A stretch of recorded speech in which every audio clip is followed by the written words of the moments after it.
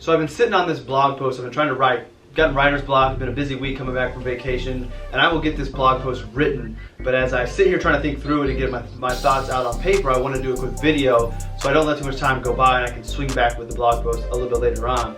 But earlier this week, there was a tweet that Rick Ferry put out that was about average portfolios and how every portfolio should be customized to the client. And I retweeted it saying that financial planning is the same way. Every financial plan should be tailored to the client. And this tweet that I put out started a conversation amongst people about whether or not financial planning has been overcomplicated, that it's more of a simplified process that does not need to be customized, that basically 95% of the people all have the same needs and the solution is to save and budget. Simplicity is what the person was going for. And I disagree with that. And the reason I've been want to write this blog post is I think that as financial advisors, financial planners, whatever you want to call yourself in the profession, we need to change the narrative of what it is that we do. Now we have many, many years of just being product sales and pushing people into stocks and bonds and mutual funds, whatever it might be, annuities that we have to overcome.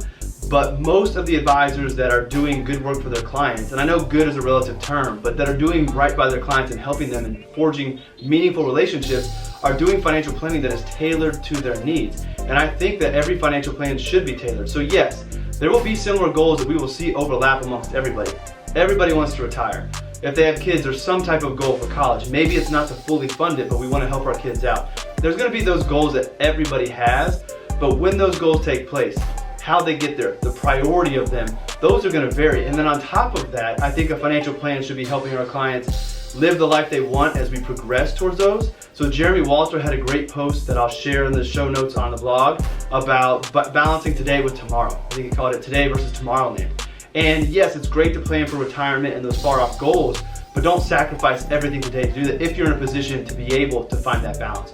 So I think a plan needs to not only go after those bigger goals that everybody has, but then beginning to build those goals that are unique to every family. So maybe it is a sabbatical. Maybe it is starting a business. Maybe it's a spouse staying home when another child's built. These are all types of things that are not just blanket, and the ways that you get to them are various for everybody. And then on top of that, the priorities are different. So for some people, retirement may be a goal, but there are a lot of other things they value more important than that. As a financial advisor, who are we to say that retirement should be their number one goal?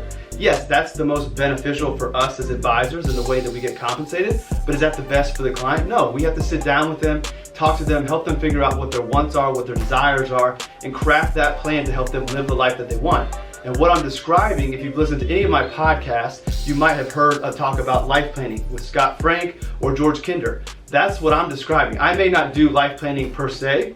I haven't gone through George Kinder's program, but trying to craft a plan that will help our clients live their best life is what a financial plan is, and that is not the same for everybody. So I think financial planning is customized to every person if we're doing a good job. If you're using a financial plan just to sell product or get somebody into a managed program, then yeah, maybe you're not addressing all those things. And I haven't even touched on tax planning, estate planning, insurance planning, all these other things that go into somebody's life, and they are all different for everybody. And then you add on top of that what's more of a priority for the client.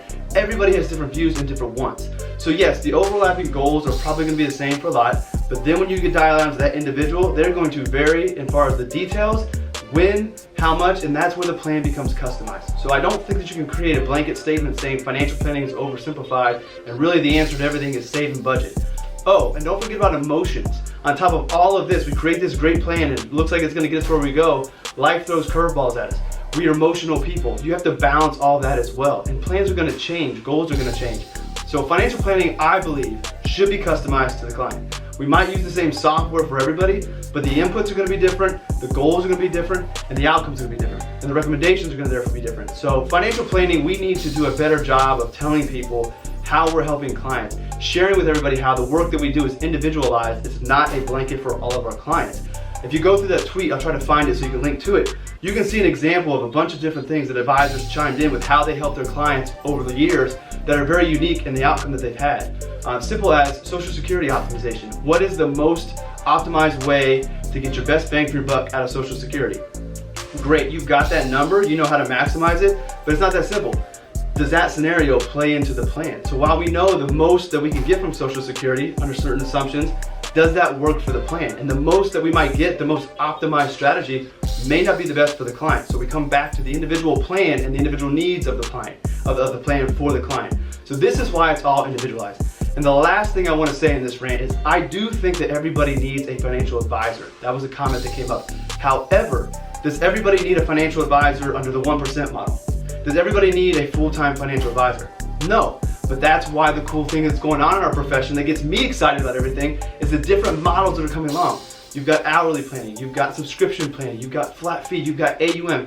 You have all these different models that are out there for the consumer, while we advisors might bicker over which is the best one. At the end of the day, there are different ways for clients to get their needs. And if somebody can maintain and manage their plan on their own, they just need a second opinion, great, go do an hourly planning engagement with an advisor, have everything looked over, get some recommendations, and go carry it on.